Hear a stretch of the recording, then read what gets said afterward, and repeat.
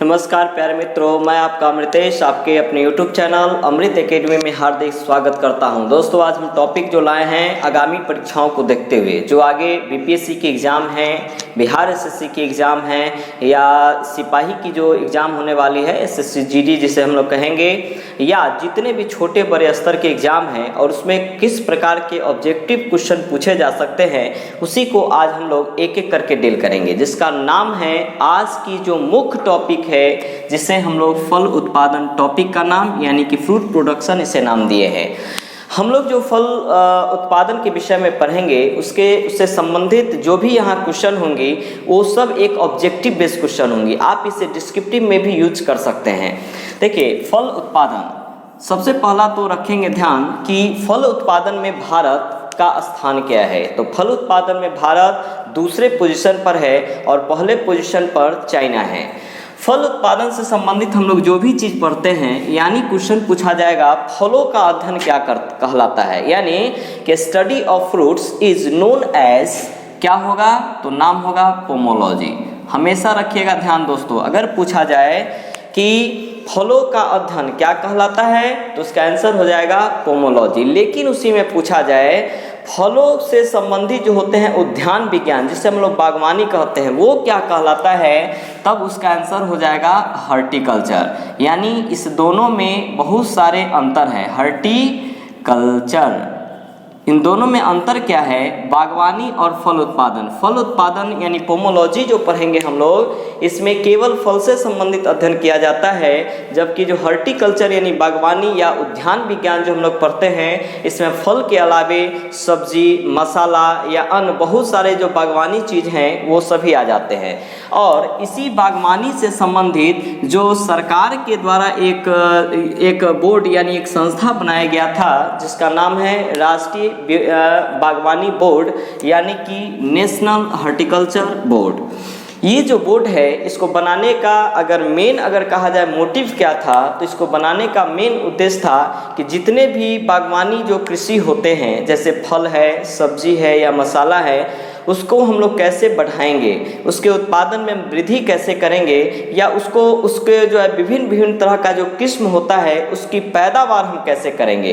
इसी के उद्देश्य से राष्ट्रीय बागवानी बोर्ड की स्थापना 1984 ईस्वी में की गई और इसका हेडक्वार्टर गुरुग्राम जो कि हरियाणा में स्थित है वहाँ बनाया गया।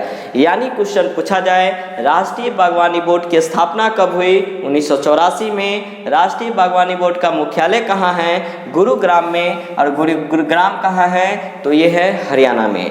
अब इसे बनाने का मुख्य उद्देश्य क्या था, तो इसको बनाने का मुख्य उद्देश्य जो था, बागवानी उद्योग के एकीकृत विकास करना, यानी जितने भी बागवानी उद्योग है उस सभी उद्योगों का एक साथ विकास करना, इसका एक पहला उद्देश्य रखा गया। दूसरा उद्देश्य था फल एवं सब्जियों के उत्पादन एवं प्रसंस्करण में उच्च स्तर पर बनाए रखना, यानी जितने भी फल हैं या सब्जी जो होते हैं उसका उत्पादन को जो है हाई लेवल पर लाना और उसका नया जो किस्म आता है उसको हाई लेवल तक पहुंचाना।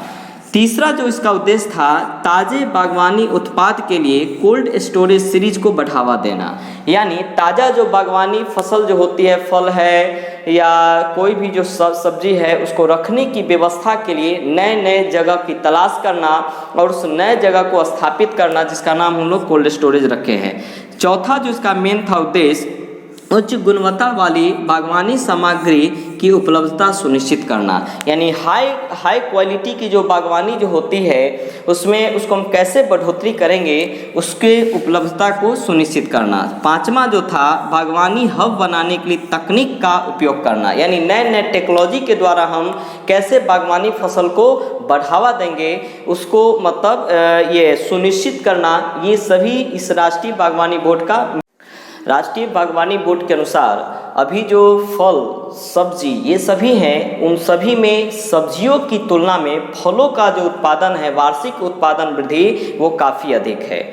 और इसी के अनुसार यह बताया गया कि 2015-16 में, यानी 2015-16 का जो वार्षिक जो रिपोर्ट आया था इस बोर्ड के अनुसार, इसमें बताया गया कि 63 लाख हेक्टेयर पर ये फलों के उत्पादन यानी फलों की खेती की गई थी। ठीक है, जिसका परिणाम यह हुआ कि लगभग 9 करोड़ मिलियन टन, 9 करोड़ जो है मीट्रिक टन जो है टोटल का टोटल जो है सो फल का उत्पादन हुआ। ये एक अच्छा रिपोर्ट माना गया जो कि राष्ट्रीय बागवानी बोर्ड के अनुसार दिया गया। अब इसी बोर्ड के अनुसार, या अगर हम कहा जाए ऑब्जेक्टिव क्या होगा, तो फल उत्पादन में फल और सब्जी ये दोनों में अगर कहा जाए, फल और सब्जी दोनों में भारत का विश्व में कैमा स्थान है, तो हमेशा रखिएगा ध्यान दूसरे पोजीशन पर है। यानी कि फल उत्पादन या सब्जी उत्पादन दोनों में से किसी में पूछा जाए भारत का क्या पोजीशन है दुनिया में, तो ये रखेंगे दूसरे पोजीशन पर है।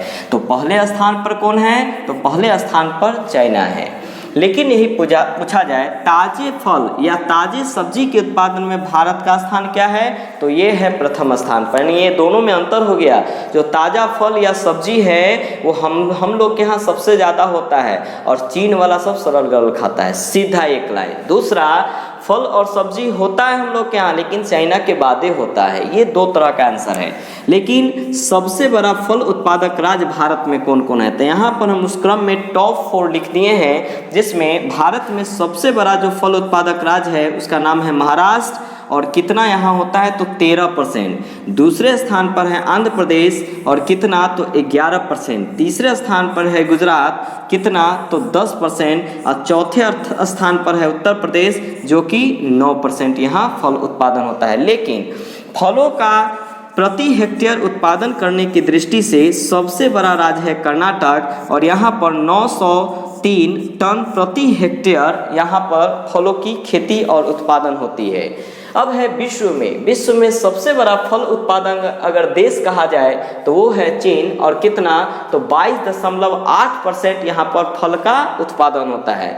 दूसरे स्थान पर है भारत, और कितना, तो 12.2% फल की उत्पादन होती है।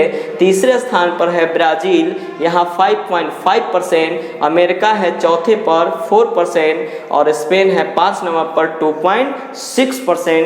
ये ओवरऑल जो है पूरे दुनिया में टॉप 5 ऐसे देश हैं जहां सबसे ज़्यादा फलों का उत्पादन होता है।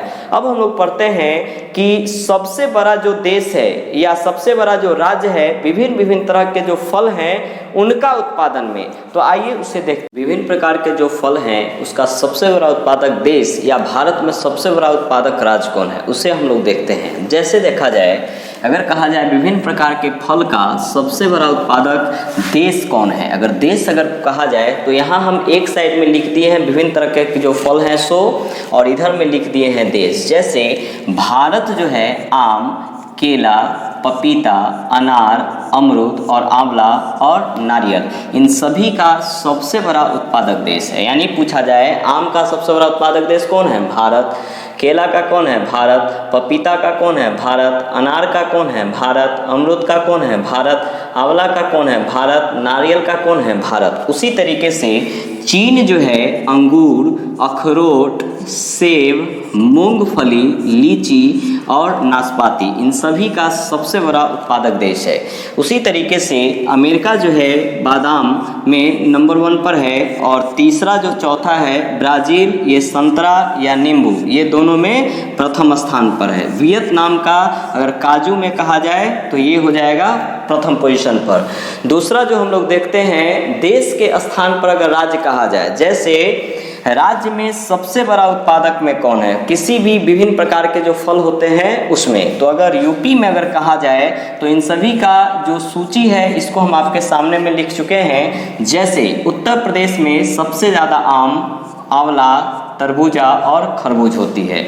उसी तरीके से बिहार में सबसे ज़्यादा होता है फलों में लीची। लेकिन अगर कहा जाए लीची का सबसे बड़ा उत्पादक राज्य कौन है, तो बिहार। लेकिन लीची का शहर किसे कहते हैं, यानी लीची का शहर अगर कहा जाए तब आंसर हो जाएगा देहरादून। इसे आप लोग रखेंगे ध्यान। सबसे बड़ा लीची उत्पादक देश राज्य कौन है, तो बिहार। लीची का शहर किसे कहते हैं, तो देहरादून को। अब यहाँ एक और चीज रखिएगा ध्यान, लीची जो है वो फलों की रानी के नाम से भी जानी जाती है। यानी फलों की रानी कौन है, लीची। लेकिन वही कहा जाए फलों का राजा कौन है, तब हो जाएगा आम। यानी रखेंगे ध्यान, फलों का राजा आम, फलों की रानी लीची। आम सबसे ज़्यादा ज़्यादा उत्तर प्रदेश में और लीची सबसे ज़्यादा बिहार में, और लीची का शहर देहरादून को कहा जाता है।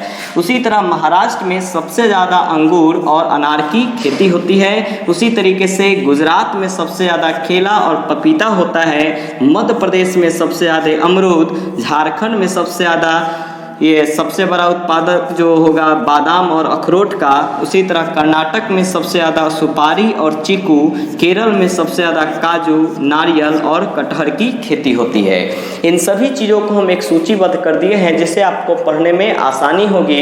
अब हम लोग देखते हैं जैसे ये फल जो पढ़ रहे हैं, फल पकता कैसे है। तो हम इसको दो तरीके से पका सकते हैं। एक, या तो खुद जो है पेड़ पर पक जाए यानी कि प्राकृतिक रूप से, या तो फिर उसको हम लोग तोड़ने के बाद जो कृत्रिम ढंग से पकाते हैं। तो यहाँ भी कन्फ्यूजन होता क्या है कि अगर कहा जाए कि कृत्रिम रूप से फलों को कैसे पकाया जाता है तो एसिटिलीन गैस का उपयोग करके, इसको आप भूलेंगे नहीं, जिसे हम लोग बोलचाल की भाषा में कार्बाइड कहते हैं।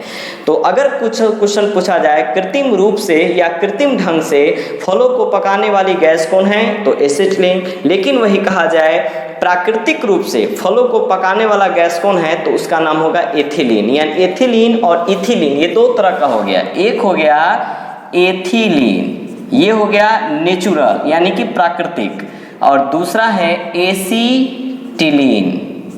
एसिटिलीन ये हो जाएगा आर्टिफिशियल यानी कि कृत्रिम रूप से। यानी ये जो है फर्स्ट वाला, ये फल या पेड़ में खुद रहता है जो कि एक हार्मोन के रूप में है, और एकमात्र यही गैस है एथिलीन जो गैस के साथ साथ हार्मोन के रूप में भी है। ओके, तो इसको भी हम नोट डाउन में बता दिए जिससे आप लोग रखेंगे ध्यान। मैं इसी तरीके का जो आगामी परीक्षा को देखते हुए बहुत तरह के और इम्पोर्टेंट और महत्वपूर्ण टॉपिक को मैं लाऊंगा। आप लोग इसे लगातार देखते रहें, और तब तक के लिए मैं आपको